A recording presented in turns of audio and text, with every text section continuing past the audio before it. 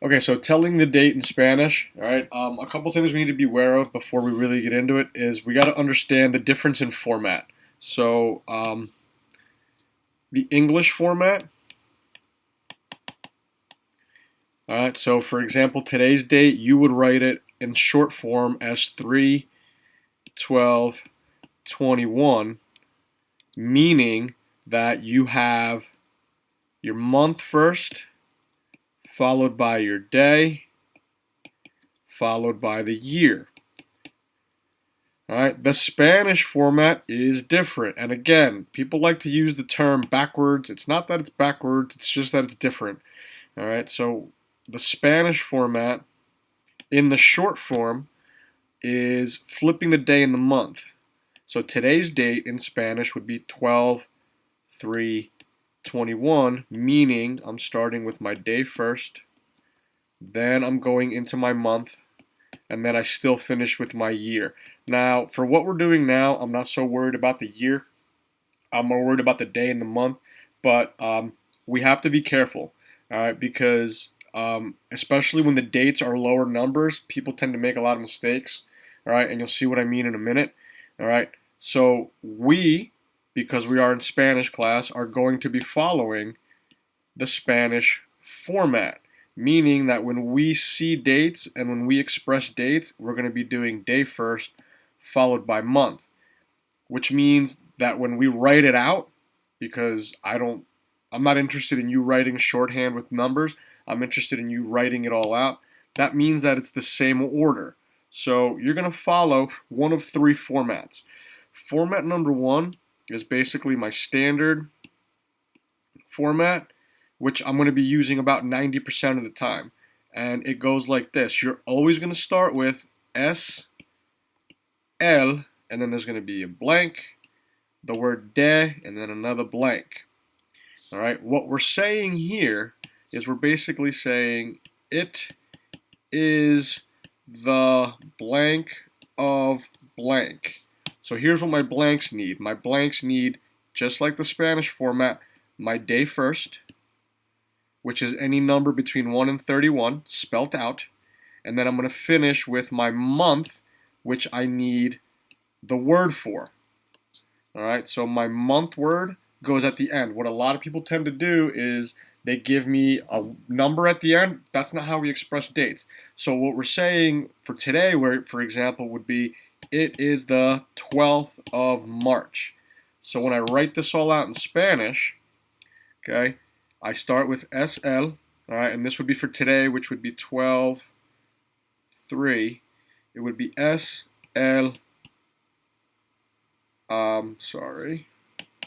SL 12 de marzo. So if you follow my format, I'm saying it is the 12th of March. Okay, now notice, I have a word at the end here, not a number. Okay, that's how we need to express it because that's the mistake that people make most of the time. So no matter what example I kind of give you, all right, if I gave you, now here's where it becomes easy. If I gave you something like 25/2, all right, this 25 should set off an alarm. There's no 25th month, so that must mean something else. In this case, it means that it's the day. So again, I would start with S, L, 25 would be 25. All right, de, and then my second month would be February, which would be febrero. And that's how I express my date, es el 25 de febrero, or whatever I need to fill in. All right, these are the only two words that are changing, the day and the month, depending on the example. So my standard, all right, my standard is this one, right? That's what I'm going to use 90% of the time. Now, we do have to be careful because there are two situations where we have to use a slightly different format.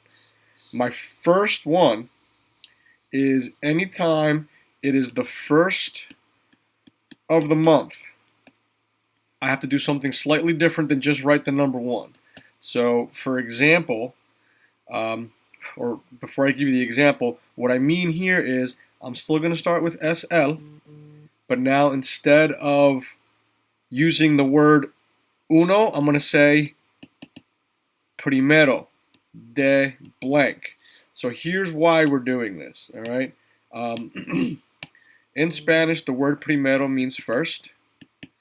Okay, so what I'm saying is it is the first of, all right? Think about when we do this in English. I don't say it's the 1 of March, all right? I have to say first. It's the same thing in Spanish. It's the first of, and then I still finish with my month. So let's just say that it was the first of March. Again, this is the Spanish format, all right?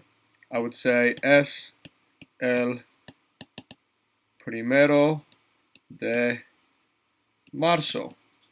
Okay, now we're not worried about the fact that the date passed already. It's just me giving you a date.